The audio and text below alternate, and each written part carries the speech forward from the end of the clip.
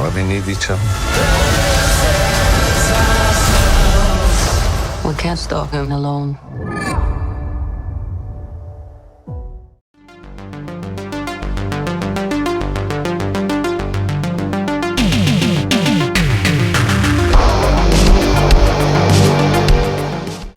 Jake Schreier directs Thunderbolts, or as it's been recently rebranded, The New Avengers. So this is the latest Marvel movie, and the first movie I've seen in the cinema this year, I believe. And I have to say, I watched the Captain America Brave New World. I didn't review it. I thought it was terrible, to be brutally honest. But I did go into this because I was actually a fan of the comics when it came out, although this is very different from the original source material, and I'm actually a bit of a fan of the character Sentry, who is introduced in this movie as well. So, I had reason to go and see this. So, the story is about a ragtag group of individuals, all of whom are broken, either villains or heroes that have kind of had their reputation tarnished. And they are being manipulated by Valentina, who is like the director of the CIA, but she's part of this conglomerate called Ox. And they kind of come across this individual called Bob, who is similarly has kind of no memory, but how he's kind of like got into this kind of like government facility. But we learn he's actually a super-powered individual that will become known as the new character Sentry. And as our film progresses, our plucky group of anti-heroes have to fight against Val and a dark entity known as the Void. What will happen? You'll have to watch the movie and find out. So, let's talk about it. A little bit of a different movie, I would say, from Marvel. It has a lot of the familiar elements to it, but also is a smaller movie in scale and a little less actiony than maybe I think some would expect. But in a way, I think this movie benefits from that. It's, maybe it's a little bit of a double-edged sword, I would say. But this movie does try to have a little bit more focus on character, which I'm a big fan of. And these characters that are introduced, with the exception of Sentry, are all ones that have been seen in either previous movies or Disney Plus shows.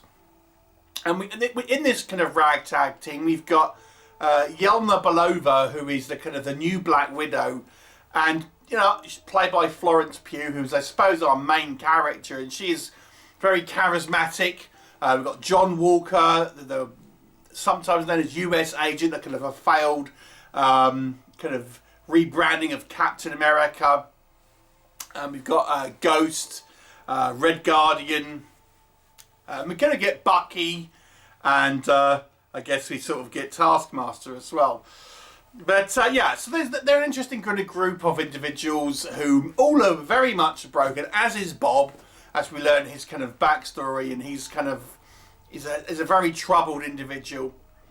But it really focuses on these broken individuals and how they are dealing with the kind of the trauma that has been depicted. I will say this is a movie that I think would benefit from having watched these characters' backstories and other projects. Because although I think the movie does sort of introduce them and we get a little bit of exposition about who they are, to really understand them, I think it would help if you have seen all of the other kind of like the films that relate to these characters and TV shows.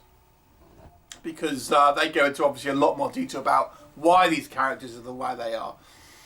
And it's really led by Florence Pugh's kind of Black Widow character, as she is feeling like she's just going through the motions of her life, and she's depressed really with her lot, where she just wants to be kind of in the light. She wants to have the light on her like her sister did, the original Black Widow, and be a good guy, rather than this kind of killer where she feels like she's really the dark side of what the original Black Widow was, and she kind of wants the feeling of doing something more productive.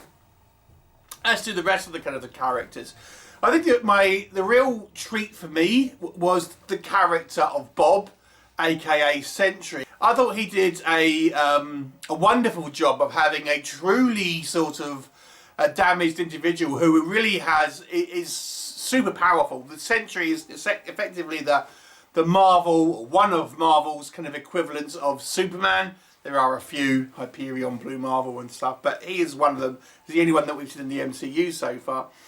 And immensely powerful character, but has severe mental issues, basically, which kind of is really separates him from Superman and makes him more like Homelander in a way.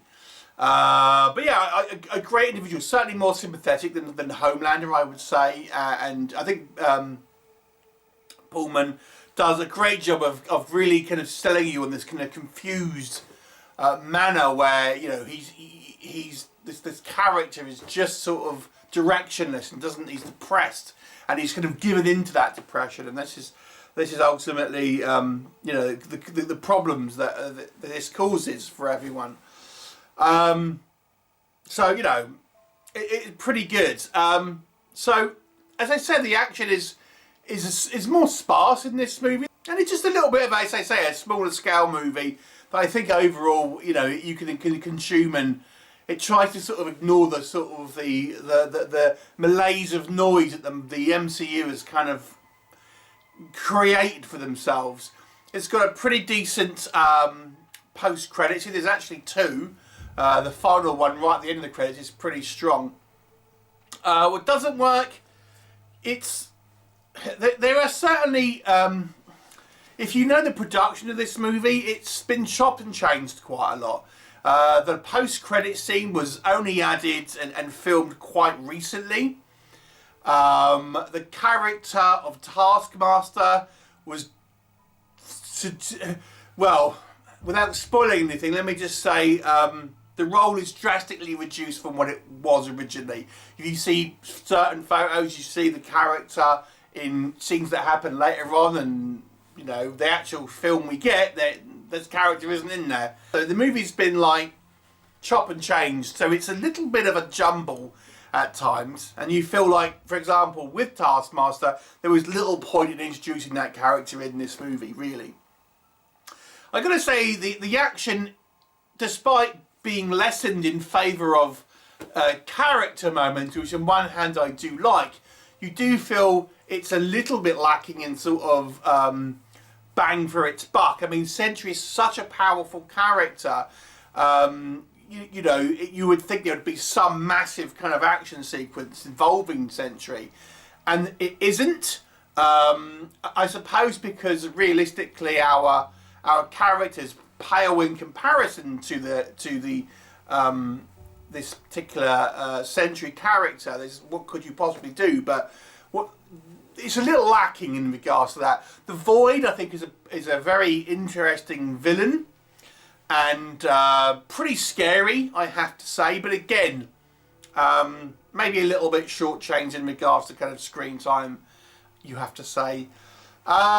Some of the kind of, I mean, this is one of the things that plagues Marvel movies. I do think some of the kind of the action sequences are a little bit obviously CGI enhanced and stuff, so it's a little bit unrealistic in regards to some of the way that it's shot, but you know, it is what it is. Overall though, I gotta say I enjoyed the character work a lot with this movie, and as such I think I quite enjoyed it, more so than some of the more recent Marvel films. I'll give it a 7 out of 10 because I do think this movie did the work in regards to some of the characters and the character work here, even though maybe this is a film which lacks a little bit in finesse and action, and certainly you can see it's been played around with post-production. But yeah, it's 7 out of 10. It's a pretty decent movie. Hopefully, you know, we'll see more of these guys. Have you seen it? What did you think? And leave me a comment, and I'll look forward to seeing you next time. Bye for now.